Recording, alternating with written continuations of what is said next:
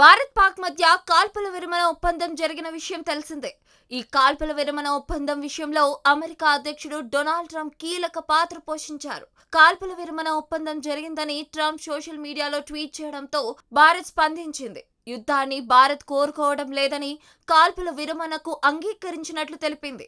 అయితే ఈ క్రమంలో డొనాల్డ్ ట్రంప్ సోషల్ మీడియాలో మరో సంచలన పోస్ట్ చేశారు.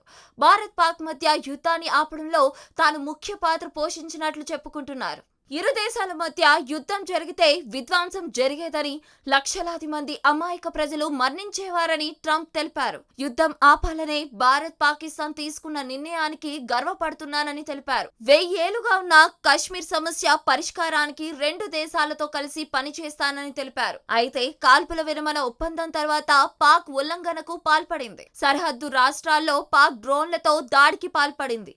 ఈ దాడులను భారత సైన్యం తిప్పికొట్టింది. అయితే ఈ దాడులపై డొనాల్డ్ ట్రంప్ అస్సలు స్పందించకపోవడంతో విమర్శలు వస్తున్నాయి. పాక్ ట్రంప్ మాటలకు కనీసం గౌరవం ఇవ్వకుండా పాకిస్తాన్ కాల్పుల విరమణ ఉల్లంఘించిందని అంటున్నారు.